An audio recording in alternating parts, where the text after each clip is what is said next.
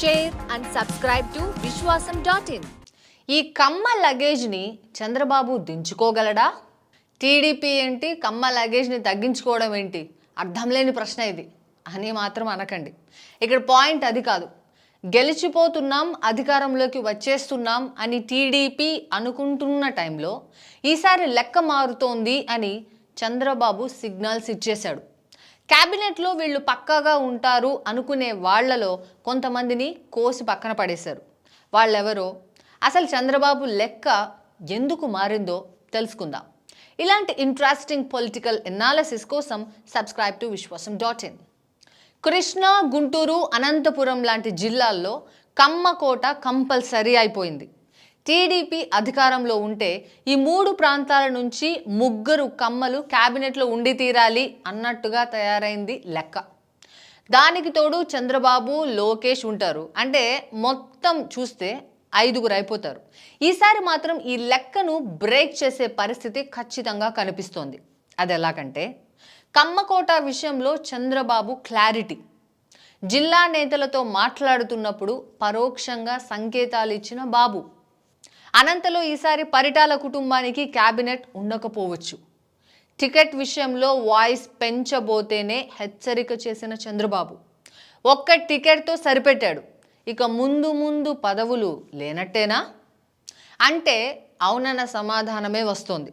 గత ఎన్నికల్లో దారుణ ఓటమి తరువాత టీడీపీ కొన ఊపిరితో కొట్టుమిట్టాడుతున్నప్పుడు ఎవరు ఎక్కడ ఉన్నారు, ఎవరు ధైర్యంగా ముందుకు వచ్చారు, ఇలాంటి లెక్కలు తీస్తే కనుక అనంతలో ఈసారి బెర్తులు మారడం మాత్రం ఖాయం అనిపిస్తోంది.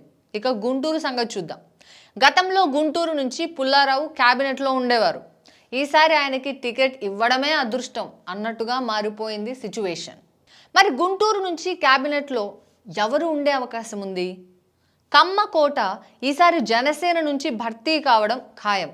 నాదెండ్ల మనోహర్ జనసేన వైపు నుంచి క్యాబినెట్లో ఉంటే బాబుకి టెన్షన్ తీరిపోయినట్టే. కాకపోతే రేపు ఎన్నికల్లో గెలిస్తే ధూళిపాల 7వసారి గెలిచినట్టు లెక్క. అయినా నరేంద్రకు అవకాశం దక్కే పరిస్థితి ఇప్పటికైతే కనిపించడం లేదు. ఇదంతా పార్టీకి ఆల్రెడీ ఉన్న అంచనా. ఇక కృష్ణా జిల్లాలో కట్చీఫ్తో రెడీగా ఉండే దేవినేని ఉమ ఈసారి పోటీ చేసే సీటు లేక విలవిల్లాడే పరిస్థితిలో ఉన్నారు. పార్టీ పరంగా చూస్తే ఇదొక మంచి పరిణామమే. ఎందుకంటే గ్రూపులు కట్టడం, పార్టీలో కొత్త వాయిస్ రాకుండా చేయడం తప్ప ఉమా చేసిందేమీ లేదు అని ఉమ్మడి కృష్ణా జిల్లా వైపు చూస్తే అర్థమైపోతుంది. దానికి తోడు జిల్లాలో టికెట్ వచ్చిన కమ్మలు ఈసారి కొత్తగా పార్టీలోకి వచ్చిన వారో లేదంటే వాయిస్ లేని ఫస్ట్ టైమర్సో కనిపిస్తున్నారు మోస్ట్ ఆఫ్ దెమ్. అందుకే కృష్ణా జిల్లా గురించి బాబుకి పెద్దగా టెన్షన్ లేదు. మొత్తానికి ఈసారి కమ్మ టెన్షన్ చంద్రబాబుకి తీరిపోయినట్టే కనిపిస్తోంది. మరి ఇదంతా కలిసి వచ్చి బాలకృష్ణ క్యాబినెట్లోకి వస్తారా? చంద్రబాబు నాయుడు సీఎంగా, కొడుకు లోకేష్ మంత్రిగా ఉంటే వియ్యంకుడు బాలకృష్ణను తీసుకోకపోవచ్చేమో. మీకేమనిపిస్తుంది? మీ అభిప్రాయాన్ని కమెంట్స్లో చెప్పండి. కమ్మ కోటాను చంద్రబాబు ఎలా మార్చబోతున్నాడు? This is your question. Like, share and subscribe to Vishwasam.in.